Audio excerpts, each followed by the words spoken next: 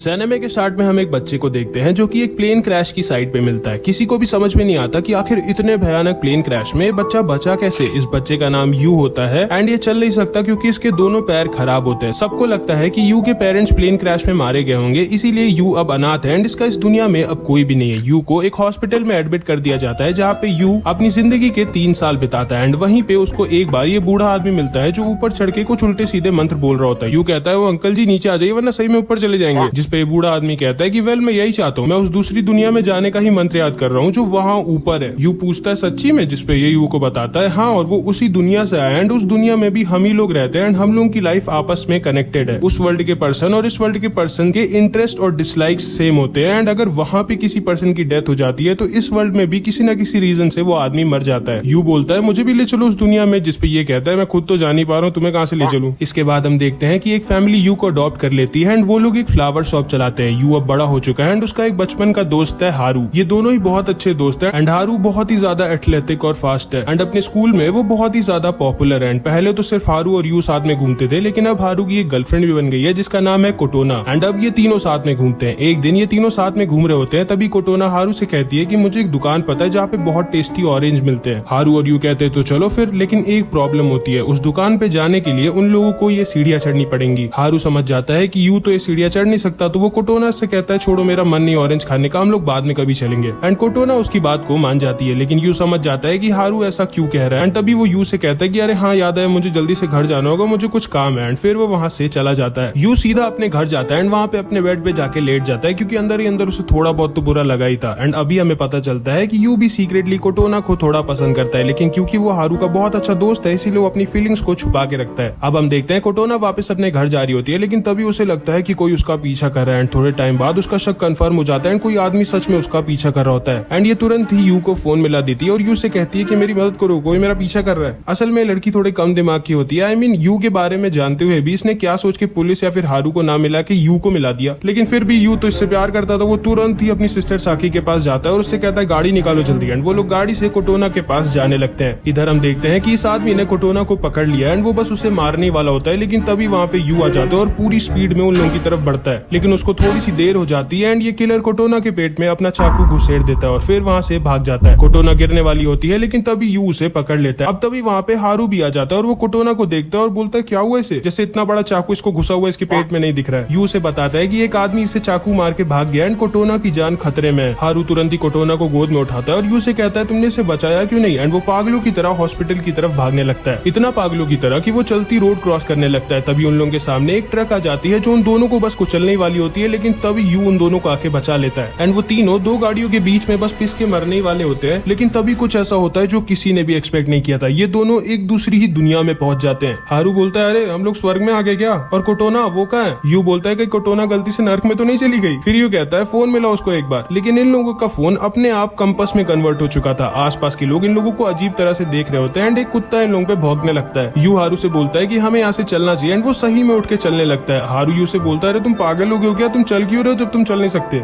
You ये चीज realise करता है एंड शॉक्ड रह जाता है कि अब वो चल सकता है। वो और हारू खुशी के मारे एक दूसरे को गले लगाते हैं। उसके बाद वो दोनों वहाँ से चले जाते हैं। फिर ये दोनों इस नई दुनिया में घूमने लगते हैं और उन्हें पता चलता है कि इस वर्ल्ड में मैजिक एग्जिस्ट करता है। वो दोनों एक पब में जाते हैं एंड सबसे पूछने लगते हैं कि क्या आपने एक ऐसी लड़की को देखा है जो लगभग 17 साल की है एंड बहुत सुंदर है। तब उस पब की ओनर बोलती है 17 साल, हमारी प्रिंसेस एस्ट्रिड भी 17 साल की है एंड वो उन दोनों को प्रिंसेस एस्ट्रिड की फोटो दिखाती है जो कोई और नहीं बल्कि कोटोना ही होती है। यू और हारू उसकी फोटो को देख के शॉक्ड रह जाते हैं एंड वो दोनों तुरंत ही उस पैलेस की तरफ भागते हैं जहाँ पे प्रिंसेस रहती है, लेकिन गार्ड उन लोगों को अंदर नहीं जाने देता। तभी वहाँ पे 3 हीलर्स आते हैं एंड ये दोनों उन हीलर्स की गाड़ी में छुप के कैसल के अंदर पहुंच जाते हैं एंड ये हीलर्स असल में प्रिंसेस एस्ट्रिड के लिए ही आए होते हैं। किसी ने प्रिंसेस के ऊपर एक बहुत ही ज्यादा स्ट्रॉन्ग कर्स लगा दिया होता है जिससे प्रिंसेस की तबीयत धीरे धीरे खराब हो रही होती है एंड अगर उनको जल्दी नहीं ठीक किया गया तो उसकी जान चली जाएगी। ये तीनों हीलर्स प्रिंसेस को हील करने की कोशिश करते हैं, लेकिन उसके ऊपर का कर्स इतना ज्यादा स्ट्रॉन्ग होता है कि ये तीनों ही मारे जाते हैं। अब किंग और उसके सबऑर्डिनेट्स बहुत दुखी हो जाते हैं और वहाँ से चले जाते हैं। यू और हारू एस्ट्रिड के पास जाते हैं और एस्ट्रिड के पेट में भी एक चाकू घुसा हुआ होता है। हारू उसे निकालने की कोशिश करता है लेकिन नाकामयाब रहता है। फिर यू उससे कहता है कि लो मुझे ट्राई करने दो एंड समहाउ यू उस चाकू को पकड़ लेता है। तभी उसमें से बहुत ज्यादा स्ट्रॉन्ग एनर्जी निकलने लगती है। यू हारू को धक्का देके दूर हटा देता है और अपनी पूरी ताकत से उस चाकू को खींचने लगता है। तभी वहाँ पे प्रिंसेस की गार्ड आ जाती है जो कि कोई और नहीं बल्कि सिस्टर साकी थी। यू उस चाकू को निकाल नहीं पा रहा होता, लेकिन तभी उसको कोटोना के लिए उसका प्यार याद आता है एंड यू उस चाकू को किसी तरह बहुत मेहनत करके निकाल देता है एंड उस कर्ज को हटा देता है, जिसकी वजह से प्रिंसेस की हालत तुरंत ही ठीक हो जाती है। लेकिन फिर भी ये पागल किंग और उसका गार्ड इन दोनों को ही पकड़ लेते हैं और पूछते हैं कि तुम दोनों प्रिंसेस के कमरे में घुसे कैसे और क्या करने हो यहाँ पे। लेकिन तभी वहाँ पे एस्ट्रिड आ जाती है, जिसे देख के किंग बहुत ज्यादा खुश हो जाता है एंड साकी किंग को बताती है कि इसी लड़के ने प्रिंसेस को बचाया है। किंग का मिनिस्टर जॉन यू के पास आता है और उसका हाथ पकड़ता है और पूछता है कि आखिर जिस कर्ज को मैं अपने मैजिक से नहीं हटा पाया उसको तुमने अपने इन हाथों से कैसे हटा दिया। वो किंग से कहता है कि चाहे जैसे भी, लेकिन इन लोगों ने प्रिंसेस की जान बचाई है तो हमें इन्हें इनाम देना चाहिए। किंग उसकी बात को मान जाता है और उन्हें इनाम देने के लिए कहता है। हारू एस्ट्रिड से पूछता है कि क्या तुम कोटोना हो, जिसपे एस्ट्रिड उसे मना कर देती है और कहती है नहीं, मैं जानती भी नहीं हूँ कोटोना कौन है। वो दोनों किंग का इनाम लेते हैं और वहाँ से चले जाते हैं एंड वापस पब में जाके वो लोग बहुत पार्टी करते हैं। रात में सोते वक्त यू को एस्ट्रिड की याद आने लगती है तो वो चुपचाप कैसल में एस्ट्रिड को देखने चला जाता है। एस्ट्रिड ऑरेंज खा रही होती है एंड उसे ऑरेंज बहुत पसंद होते हैं जैसे कोटोना को पसंद थे। लेकिन तभी एस्ट्रिड यू को देख लेती है एंड यू वहाँ से भागने लगता है। एस्ट्रिड उसे रोकती है और उससे पूछती है क्या कर रहे हो तुम यहाँ पे, जिसपे यू उससे कहता है कि असल में मुझे तुम्हारी चिंता हो रही थी इसलिए मैं बस यहाँ देखने आया था कि तुम ठीक तो हो, जिसपे एस्ट्रिड थोड़ा सा शर्मा जाती है। फिर वो दोनों साथ में बहुत बातें करते हैं एंड बहुत अच्छे दोस्त भी बन जाते हैं। इधर हम देखते हैं कि ये मिनिस्टर किंग से कह रहा होता है कि उसे उन दोनों लड़कों पर शक है एंड मे बी वो लोग ब्लैक असैसिन्स के मेंबर हैं। असल में ब्लैक असैसिन्स ही वो लोग हैं जो किंग और प्रिंसेस को मारना चाहते हैं, क्योंकि इस किंग के पापा ने बहुत टाइम पहले एक भगवानों की स्वॉर्ड से, जिसका नाम मून स्टार है, उससे किंगडम को तबाह कर दिया था, जो किंगडम उसके खुद के भाई का था। एंड तभी से उस किंगडम के बचे कुछ लोगों ने अपने आप को ब्लैक असैसिन्स डिक्लेयर कर दिया, जो किंग की फैमिली को मार के उससे बदला लेना चाहते हैं। एंड क्योंकि मून स्टार का किंग के पापा ने गलत इस्तेमाल किया था, इसलिए वो अपने आप उनके किंगडम से गायब हो गई थी। ये मिनिस्टर किंग से कहता है कि क्यों ना हम लोग इन लोगों का टेस्ट लें एंड किंग उसकी बात को मान जाता है। अगले दिन हारू और यू को किंग उनके पैलेस में बुलाता है एंड उन दोनों को एक एक स्वॉर्ड देके ढेर सारे लोगों से लड़ने के लिए एक मैदान में उतार देता है। बहुत सारे लोग इस फाइट को देखने आए होते हैं। मिनिस्टर इन दोनों से कहता है कि तुम दोनों इस फाइट से अपनी लॉयल्टी प्रूव कर सकते हो एंड फिर वो उस फाइट को स्टार्ट कर देता है। ये सारे लोग मिलके इन दोनों पे अटैक कर देते हैं एंड ये लोग किसी तरह मिलके इनके सारे अटैक्स डॉज कर रहे होते हैं। लेकिन तभी अचानक से हारू गिर जाता है और एक आदमी बस उसे मारने ही वाला होता है, लेकिन तभी यू उसे आके बचा लेता है और हारू से कहता है चलो इनको थोड़ा सबक सिखाई देते हैं। हारू कहता है हाँ चलो ठीक है। एंड फिर ये दोनों अकेले ही इन सारे लोगों से भिड़ जाते हैं एंड सरप्राइजिंगली ये दोनों अकेले ही उन सारे लोगों को हरा भी देते हैं। मिनिस्टर उस फाइट को रोक देता है और उन दोनों को ऊपर बुलाता है और फिर अपने सोल्जर्स को उन लोगों को अरेस्ट करने का ऑर्डर देता है। आर्शिड पूछती है लेकिन क्यों, इन लोगों को क्यों अरेस्ट कर रहे हो आप, इन्होंने तो मेरी जान बचाई थी। जिसपे ये बोलता है कि एक तो इन लोगों ने इतने ताकतवर कर्ज को इतनी आसानी से हटा दिया एंड ऊपर से इन लोगों की इतनी अच्छी स्वॉर्डमैनशिप भी है। हमेशा कहे कि ये लोग ब्लैक असैसिन्स के मेंबर हैं, इसीलिए हम इन्हें अरेस्ट करके इनसे पूछताछ करेंगे। हारू यू से कहता है कि ये तो बहुत गलत हो रहा है हम लोगों के साथ। जिसपे यू हारू से कहता है हाँ सही कह रहे हो, हमें हमारे वर्ल्ड में अभी लौट जाना चाहिए। हारू पूछता है लेकिन कैसे, जिसपे यू हारू को बताता है कि याद करो लास्ट टाइम जब हम लोग उस वर्ल्ड में मरने वाले थे तभी हम इस वर्ल्ड में टेलीपोर्ट हो गए थे, तो उस हिसाब से जब हम इस वर्ल्ड में मरने वाले होंगे तो हम उस वर्ल्ड में टेलीपोर्ट हो जाएंगे। फिर वो हारू से कहता है कि मेरे सामने वो आग देख रहे हो, मेरी 3 की गिनती पे हम दोनों भाग के उस आग में कूद जाएंगे। हारू कहता है ठीक है, बस आई होप कि आग हम लोग को हमारे वर्ल्ड में भेजे, भगवान के पास नहीं। एंड वो दोनों 3 की गिनती पे उस आग की तरफ भागते हैं एंड उस आग में कूद जाते हैं, जिसे देख के सारे लोग शॉक रह जाते हैं। एंड यू का डिसीजन एकदम सही था, क्योंकि वो दोनों वापस अपने वर्ल्ड में आ जाते हैं। वो दोनों होश में आते हैं, उन्होंने वहीं पे कोटोना मिलती है, जिसको देख के हारू बहुत ज्यादा खुश हो जाता है। फिर कोटोना उन दोनों को बताती है कि कल यहाँ पे एक ट्रक का एक्सीडेंट हुआ था जिसमें 3 लोग मारे गए थे एंड वो 3 लोग कोई और नहीं बल्कि वो 3 हीलर्स थे जो एस्ट्रिड को हील करते वक्त मरे थे। जिसे सुन के यू को अचानक से उस बूढ़े आदमी की याद आ जाती है जिससे वो बचपन में हॉस्पिटल में मिला था, जिसने उसे दूसरी दुनिया के बारे में बताया था और कैसे हम लोगों की लाइफ आपस में कनेक्टेड है। सब कुछ नॉर्मल हो जाता है और कई दिन बीत जाते हैं, बट अचानक से यू और हारू को एक दिन पता चलता है कि कोटोना की हालत बहुत खराब है और वो एक हॉस्पिटल में एडमिट है। वो दोनों उससे मिलने हॉस्पिटल जाते हैं, जहाँ पे उन दोनों को पता चलता है कि कोटोना को कैंसर हो गया एंड अब उसके पास ज्यादा दिन नहीं बचे हैं। यू तो तुरंत ही समझ जाता है कि जरूर से प्रिंसेस एस्ट्रिड की लाइफ खतरे में होगी, तभी यहाँ पे कोटोना की तबियत खराब हुई है। वो हारू से कहता है कि हमें तुरंत ही वापस दूसरे वर्ल्ड में जाना होगा प्रिंसेस एस्ट्रिड को बचाने के लिए, लेकिन हारू उसका कुछ और ही सोचना था। वो यू से कहता है कि मे भी शायद इसका उल्टा हो, मे भी शायद क्योंकि हम लोगों ने उस दुनिया में एस्ट्रिड को बचा लिया इसलिए अब इस दुनिया में कोटोना मरने वाली है। हमें वापस दोबारा से उस वर्ल्ड में जाना तो होगा, लेकिन एस्ट्रिड को बचाने के लिए नहीं बल्कि उसे मारने के लिए। जिस बात पे इन दोनों की बहस हो जाती है और जिंदगी में पहली बार इन दोनों की आपस में लड़ाई हो जाती है। वो दोनों दोबारा से उस दूसरे वर्ल्ड में टेलीपोर्ट होते हैं, लेकिन यू जाता है एस्ट्रिड को बचाने के लिए और हारू जाता है एस्ट्रिड को मारने के लिए। हारू टेलीपोर्ट होता है ब्लैक असैसिन्स के पैलेस में, जो कि थोड़े ही दिनों में प्रिंसेस के किंगडम पे अटैक करने वाले हैं। हारू उन लोगों के साथ मिल जाता है और ब्लैक असैसिन्स का हेड हारू को रिस्पॉन्सिबिलिटी देता है प्रिंसेस को मारने की। और वहीं पे यू टेलीपोर्ट होता है आर्शिड के पैलेस में, जहाँ पे पहले तो किंग के सोल्जर उसे पकड़ लेते हैं, लेकिन यू किसी तरह किंग को सब कुछ सच सच बता के समझा देता है कि प्रिंसेस की जान खतरे में है एंड वो उसे प्रोटेक्ट करने आया है। एंड किंग किंग उसकी बात को मान जाता है एंड किंग उसे रिस्पॉन्सिबिलिटी देता है आर्शिड को प्रोटेक्ट करने की। एंड अब ये दोनों बेस्ट फ्रेंड्स एक दूसरे के राइवल बन चुके हैं। इसके बाद हम देखते हैं कि आर्शिड और यू साथ में खड़े होते हैं एंड आर्शिड यू को एक डैगर देती है और उससे कहती है कि मैं नहीं चाहती मेरी वजह से तुम दोनों बेस्ट फ्रेंड्स में लड़ाई हो, एंड अगर सच में तुमको तुम्हारी फ्रेंड कोटोना को बचाने के लिए मेरी जान की जरूरत है तो लो